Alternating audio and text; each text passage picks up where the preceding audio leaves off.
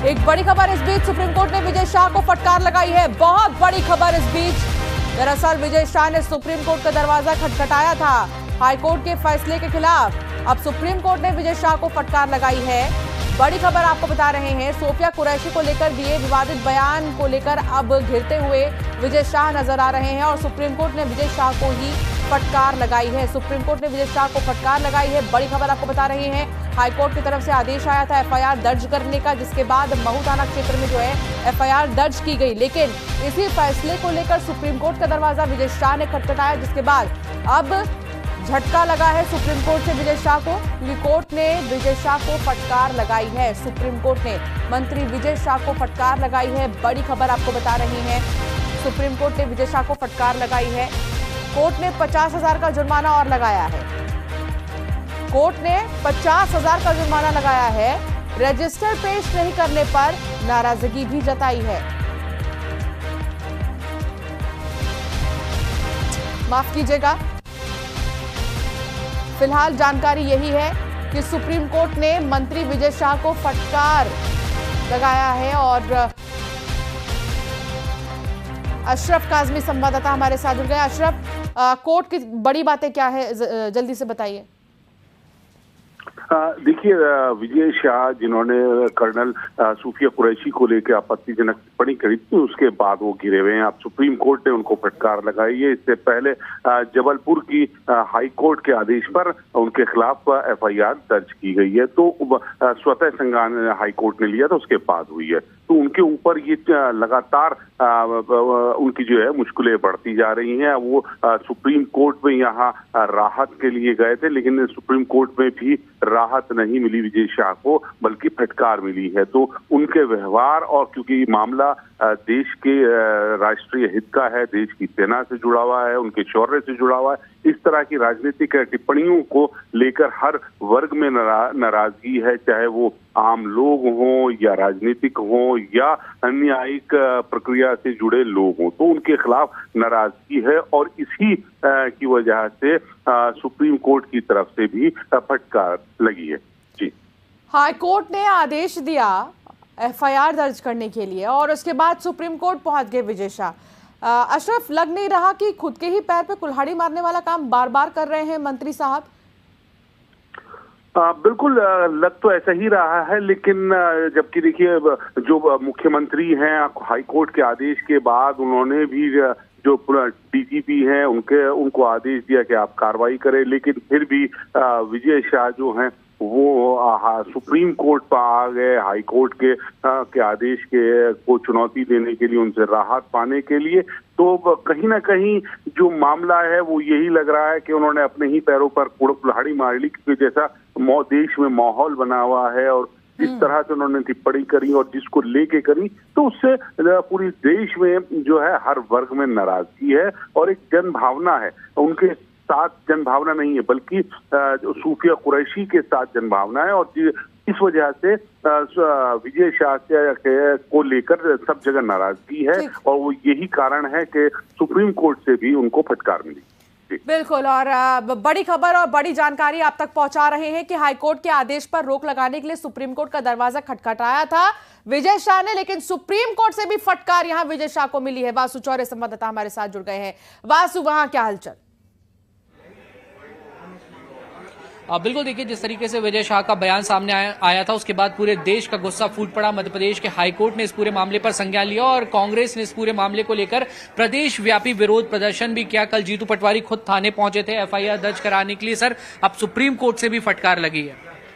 नहीं, बात यह है कि मध्य प्रदेश के मुख्यमंत्री जी से मैं आग्रह करता हूं कि आपको मुख्यमंत्री के पद की गरिमा को समझना पड़ेगा। पूरे देश और पूरी दुनिया में मध्य प्रदेश कलंकित हुआ आपके मंत्री के बोल वचन के कारण।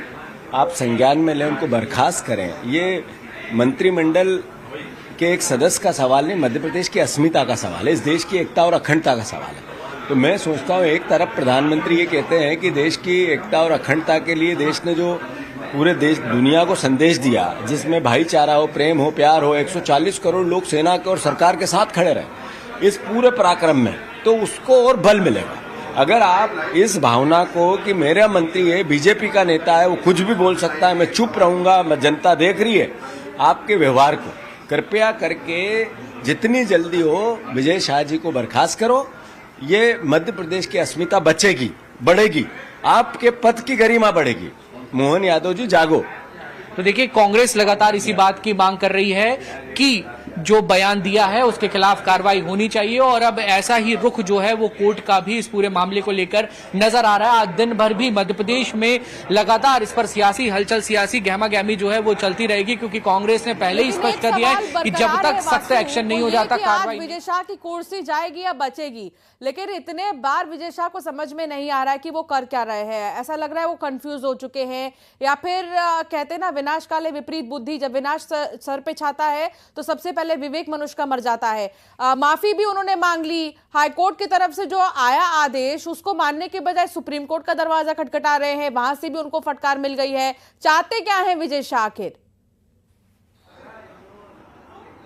देखिए ऋतु, इस पूरे मामले में सबसे पहले तो ये समझना होगा कि ये कोई व्यक्ति विशेष की बात नहीं है, पूरे देश की भावना की बात है और पूरे देश की भावना आहत हुई है, क्योंकि कर्नल सूफिया कुरैशी पर उन्होंने बयान दिया, उस महिला अफसर पर बयान दिया जिसने देश को मुश्किल घड़ी में रिप्रेजेंट करने का काम किया और पूरी दुनिया को बहुत बेबाकी से बताया कि भारत जो है वो बहुत ताकतवर देश है और किसी को भी मुंह तोड़ जवाब देना चाहता है। लेकिन जो टिप्पणी सामने आई उसके बाद से लगातार ये विवाद जो है वो गहराता गया और अब तक कोई बड़ा एक्शन बीजेपी की तरफ से नहीं आया है। कोर्ट ने, कानून ने अपना काम जरूर किया है, लेकिन जिस संगठन से वो नाता रखते हैं, 8 बार के विधायक हैं, कई बार मंत्री वो रह चुके हैं, तो वहां से कोई एक्शन ना आना, इसको लेकर लगातार कांग्रेस जो है बीजेपी को घेरने का काम कर रही है और लगातार संगठन पे भी सवाल खड़े हो रहे हैं। एक तरफ कांग्रेस ये भी कह रही है कि बीजेपी कहती है कि हम सबसे अनुशासित संगठन है, इस तरीके की बयानबाजी टॉलरेट नहीं होगी और अगर नहीं होगी तो फिर एक्शन क्यों बीजेपी की तरफ से हो नहीं रहा है, क्यों एक नोटिस भी अभी तक जारी नहीं हुआ। ये तमाम सारे जो सवालात हैं वो कांग्रेस की ओर से खड़े किए जा रहे हैं और